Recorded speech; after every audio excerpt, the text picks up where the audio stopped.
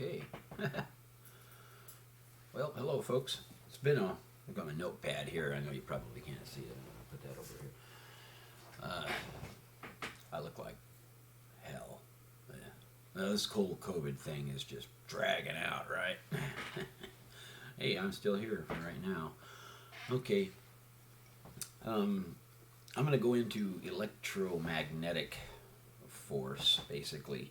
And I only have just a small paragraph describing electromagnetic force. But the exciting thing about all of the things that I'm pulling together and explaining, they all come together to help describe how I'm going to explain how our planet functions very oddly.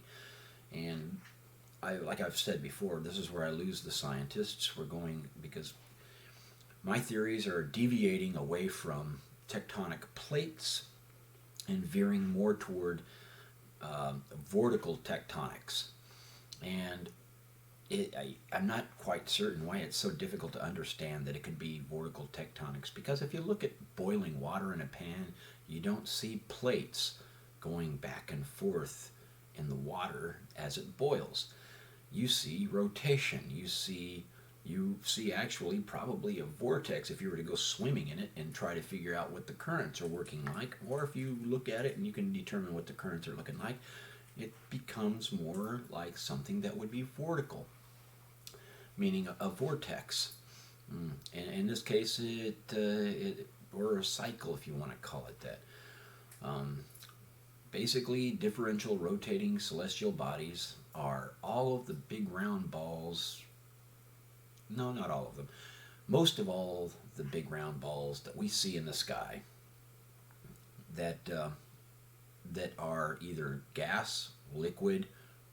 In this case, we'll call it semi-solid if it's molten, because it's not. We don't really.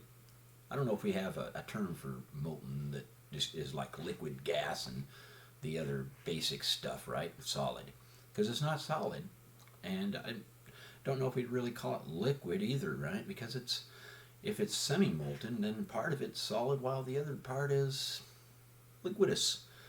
Okay, so anyway, as these things work together, all of the forces of nature make these items rotate in different ways. So what I've been able to determine seems to be a common feature between each one of these, and that's covering stars,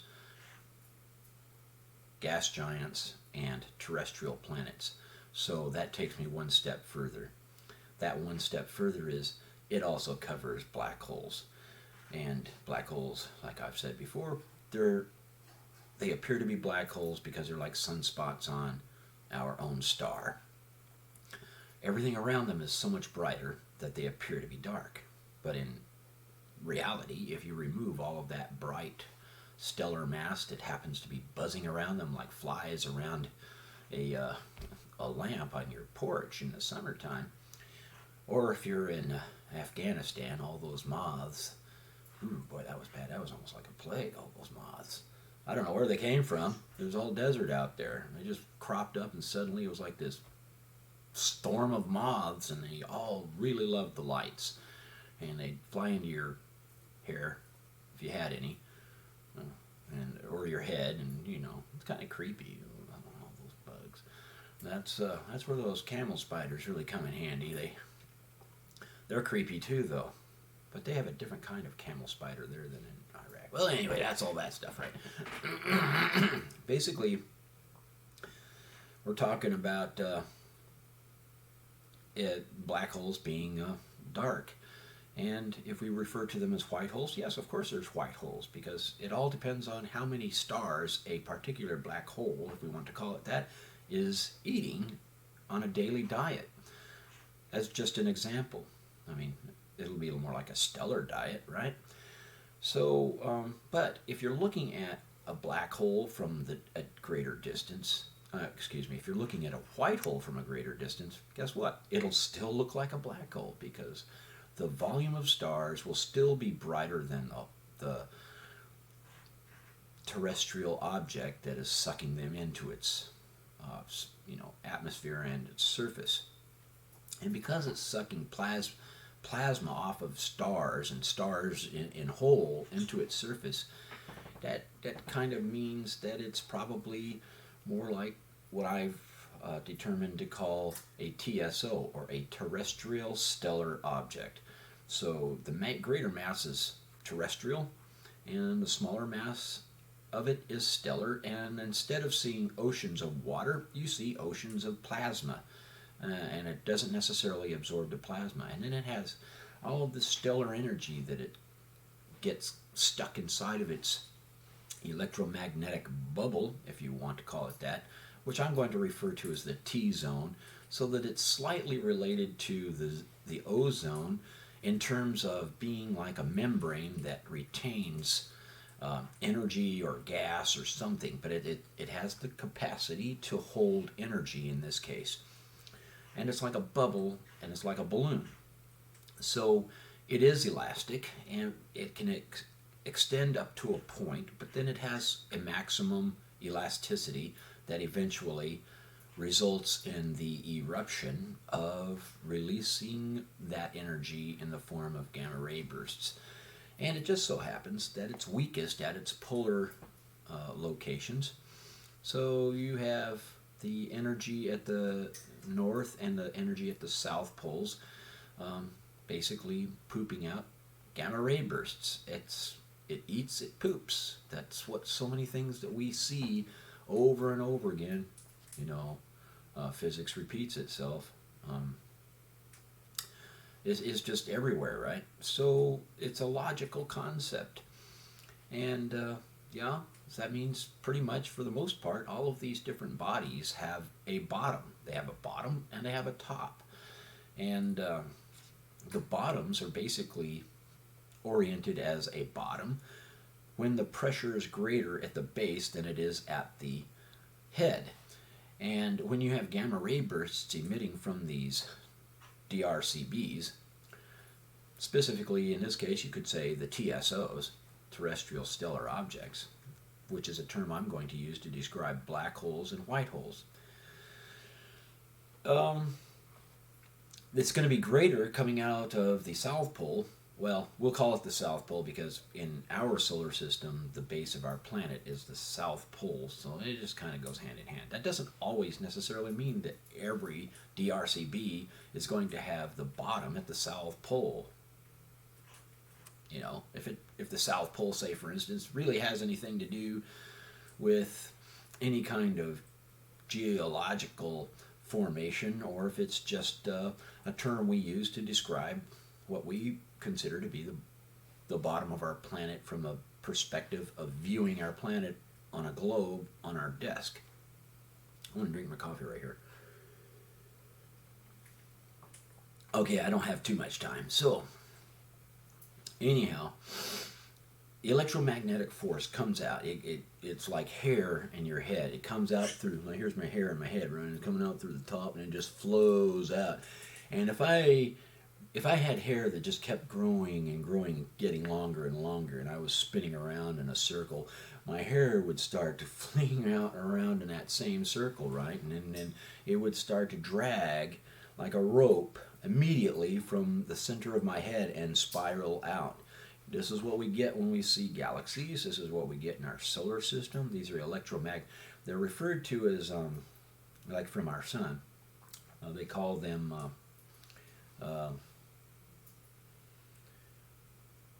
electromagnetic field lines.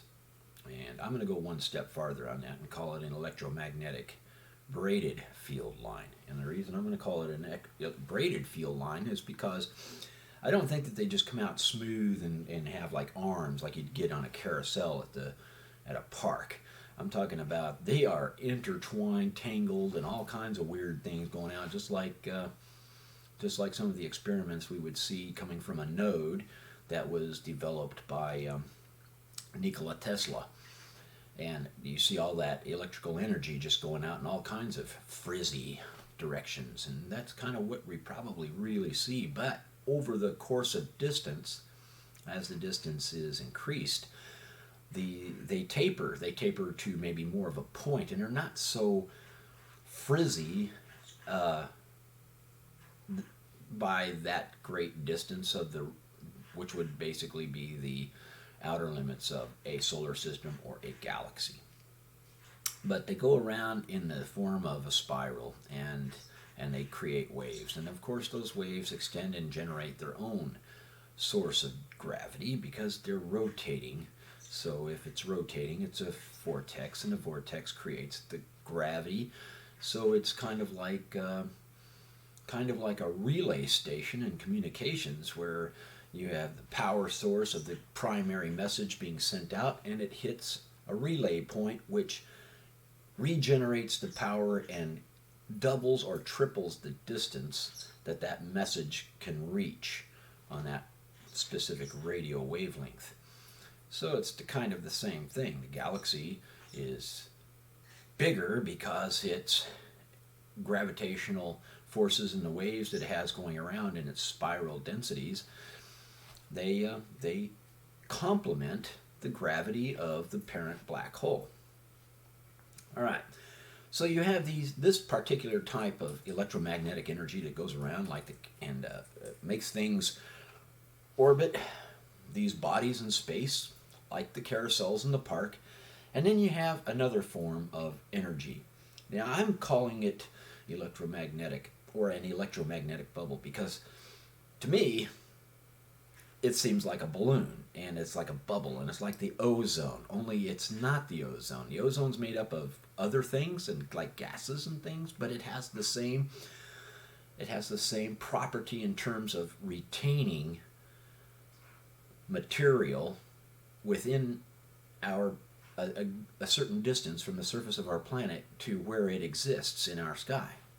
So when we start to think about a greater membrane further out that is just like the ozone, only it retains energy, that's what I'm talking about at this particular stage.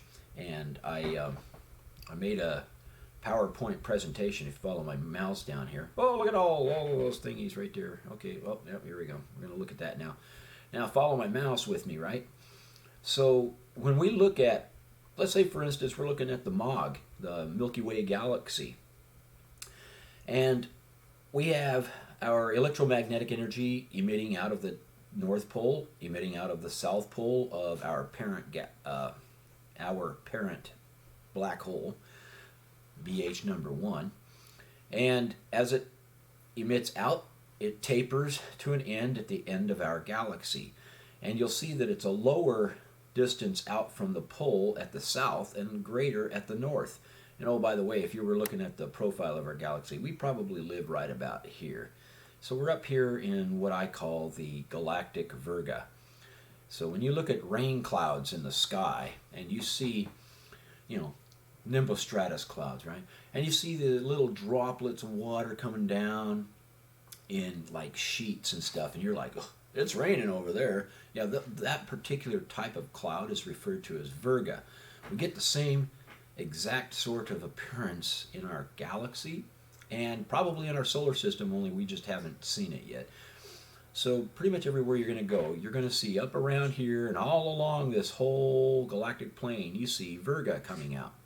Well, I'm telling you right now, that's where I would expect to be able to live. If you're going to live somewhere, it's going to be nice and peaceful. Virga is kind of like a little peaceful area, and it's a walk in the park, as opposed to living down here in the actual plane and getting the heck beat out of you as you spin around the galaxy. I'm going to drink my coffee now. Yeah, there's my beer stein. Yeah, I don't use them for coffee. So anyway, now as we're looking at it, this is my galactic plane up here. Oh, well, let's say if we're referring to this as being the solar system. So if this is our solar system, and say for instance this is our sun, okay, this is the galactic plane, how it more, figuratively would be crossing our solar system, and our solar system is flying at this angle through the galaxy in the direction of the bottom of this sheet to the top of this sheet. We have lower pressure in the front of our solar system and high pressure at the base of our solar system. Same thing with the galaxy. We have lower pressure at the base of the galaxy and my bad, high pressure at the base of the galaxy, and low pressure at the head of the galaxy. And as you can see, we have the direction of flight of the flight path right there. And we are referring to this particular DRCB drawing that this is the top where it has the low pressure, and the bottom, BTM, where it has the high pressure. The T zone is this energy field that's going to be shaped more like an egg going around our DRCB. And within this blue zone of this T zone, as I'm referring to it, it's trapping energy.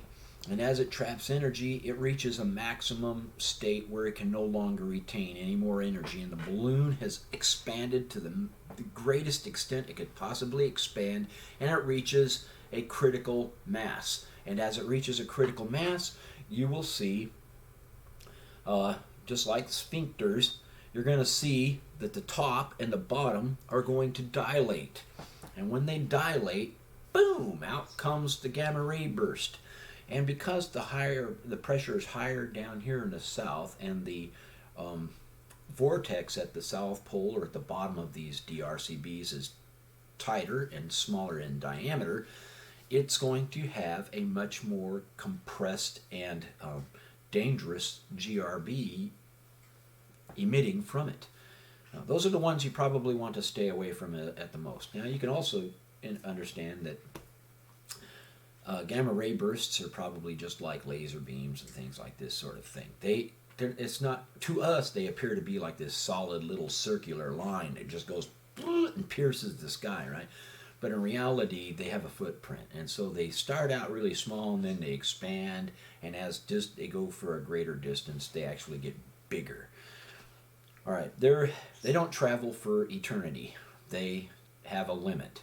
I mean, it is particulate, and it has a limit. It can only go so far before friction slows it down.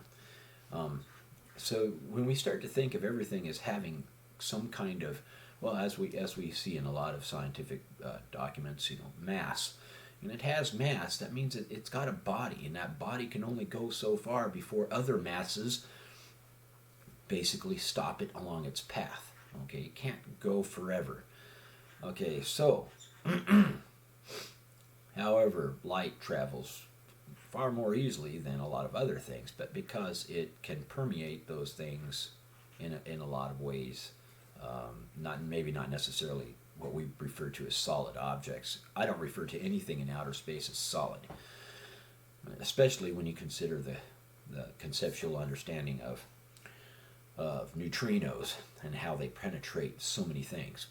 One thing they don't penetrate is each other. So if you have a neutrino here and you have a neutrino here and they have the same mass, they're going to run into each other and go boink. Yeah. So neutrinos can't penetrate each other, but they can penetrate just about everything else out in outer space in the visible universe that we can see.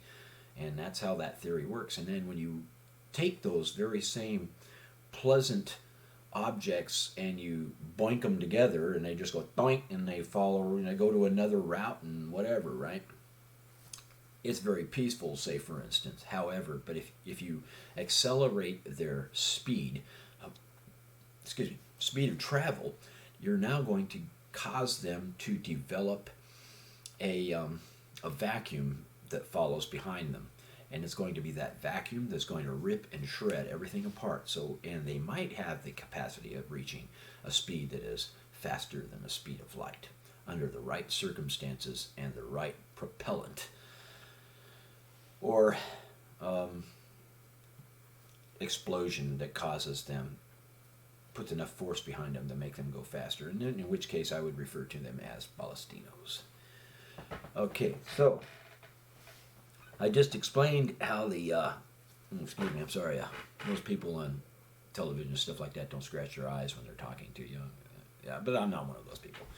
So, anyway, you have this energy that poops out of these poles, and that's where you get your gamma ray bursts. And when you look at magnetars or any kind of a stellar object that has a capacity of repeating gamma ray bursts, that's because it's cyclic, and because it generates the energy from within its own body, it has a constant, steady buildup of that energy. Whereas if it's like a TSO, terrestrial stellar object, or a black hole, its rate of stellar feed affects the frequency of its gamma ray bursts, and that means that they are only going to be maybe semi-cyclic.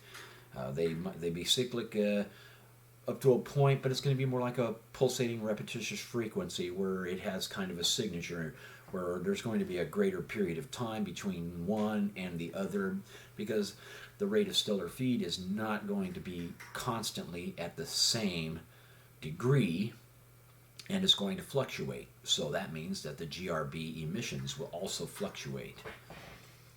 All right, so that's pretty much it. And when we look at the high pressure zones versus the low pressure zones, as we see right here in my little diagram, they basically cover all of the concepts that I'm speaking of. Electromagnetic braided field lines, or ebuffles, supermassive electromagnetic braided field,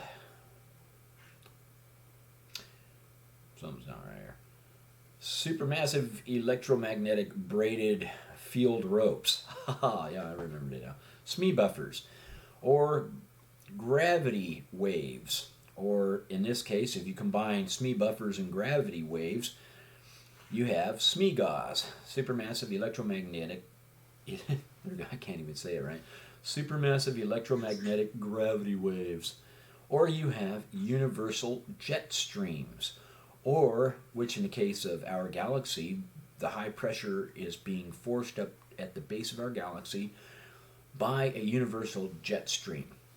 And that's when we start talking about the cosmos being bigger than just our universe alone. And when it is, then our universe has a center. It's vortical, it has a center, and it has jet streams, just like a hurricane on Earth. And it might have more like a universal eye versus a body at the center of the universe that basically holds the whole universe together, so to speak. So it's going to be like the eye of the storm, and it's going to be shaped more like a donut versus something that's flat on the base of a surface, like a hurricane on the surface of the Earth, where it's, around pretty much above the surface of the Earth, and then it hits the surface of the Earth and makes it flat. Well, in outer space, there is no base or like an Earth surface, so it's round all the way around. So it looks more like a donut flying through space, right? And last of all, you have cosmological jet streams. So even though you have universes, you also have the cosmos, and if you're not going to, it's just like going swimming in the ocean, right? You especially in like La Jolla Beach or something, you're going through, you jump in the water and it's all nice and toasty warm, but it's cool, and it's comfortable, and then you swim 2 feet over and you're like, whoa, sudden temperature drop, the water gets really cold. Or like cold pockets in flying, right? You're flying through the air, you hit a cold pocket, and your altitude suddenly drops because the air is more dense in the cold pocket, and the aircraft goes ba-doom. Yeah, that's what that is. Well, you got a whole bunch of ba-dooms all through the cosmos, and because of that, you have cosmological jet streams. So the cosmological constant isn't always going to be the entire cosmos. That's not going to happen. It is going to be in spots. And when you hit it, Lord help you, because you're just going to go clink, and that's going to be the end of that. I mean, you might continue moving at some force to a degree, but if 0 Kelvin is that constant in that zone, you're not going to make it through. Not alive. Okay. That pretty much describes everything that I've done here. And if we go to, I have a little bit of time left. I'm going to go ahead and read this paragraph that I have here, and electromagnetic force. And I'm going to go ahead and update this, and I'm going to take my diagram and put it in here and update my, as you can see the title at the top, The Consequence of a Greater Force, Edition 2. Change 14, 17 April 2020. And so I'm working on this guy to update it to my most recent theories and strengthen the older theories. So, electromagnetic force. Electromagnetism is generated the moment the weak nuclear force creates a strong nuclear force in terms of differential rotation. As celestial objects become larger and develop differential rotations, they generate higher rates of electromagnetic output. Once magnetism pulls the elements together and they begin to rotate, they form a cosmological common denominator. This cosmological common denominator is a vortex. Rotation results in a vortical imprint. Vortices present the cosmological gyroscopic balance of nature. Heat accelerates vortical rotation by generating pressurized jet streams and molten streams. External wind pressure streams force the rotation of cosmological subjects. When I say cosmological subjects, I'm basically referring to every object in existence throughout the entire cosmos that goes beyond our small little universe. Electromagnetic force combined with gravitational force become electromagnetic gravitational waves, or EGOs, as I like to refer to them. I was going to move my mouse down, but I don't need to. Electromagnetic force is generated by a differentially rotating celestial body, or DRCB. The DRCBs produce an energy field or membrane capable of absorbing and retaining a given capacity of energy not to exceed the envelope of the membrane, and may appear much like a bubble if they were visible. Electromagnetic energy is then emitted from the poles of the DRCB through the polar regions of the electromagnetic membrane. And I remind you, I'm calling it electromagnetic energy. What I'm telling you is this what do you call it? This composition is there. I feel it, I see it, I understand it. What I don't understand, and what I could be wrong about, is calling it electromagnetic. I don't know what constitutes that energy field that retains energy. But it seems to me that it's probably related to energy in order to withhold energy, just like the ozone is like gas, and it holds gas. So this is basically what I'm looking at, and at least I think that I understand the ozone to that extent. See, I am not a full-fledged scientist here. These are theories that I'm putting together, and I'm basing them off of observations I have made. Not to mention, we needed to categorize all of the balls that are floating around in outer space. I mean, come on now. We don't have a classification for everything in outer space that's shaped like a ball. Why? They're all the same. It's going to be, when you go to organize stuff in a library, you organize it by putting classifications on it. And in this case, everything shaped like a ball gets classified and then sub-classified under balls. And it's called DRCB to describe those balls that have actually moving parts versus the balls that are just floating around in space that are too solid to be differential. Right, okay, now we deviated on that, and I apologize, but we're going to go back to my book here. Yeah, book. Yeah, it's not that big. It's like 27 pages, at least when it was copyright registered, right? So, electromagnetic energy is then emitted from the poles of the DRCB through the polar regions of the electromagnetic membrane. As the electromagnetic field lines exit the poles of the membrane, they are pulled down into the equatorial region of the DRCB's rotational plane of influence by gravity. The electromagnetic energy is expelled in the form of electromagnetic braided field lines, or E-buffles. The bulbous to lenticular shape of a DRCB's rotational plane of influence is shaped by gravity's interaction with E-buffles and centrifugal force. Hence, the fabric of space is born. Right. So when I refer to the fabric of space, I'm not saying that space has a fabric structure. I'm saying that the subjects in space have a fabric of structure. Okay.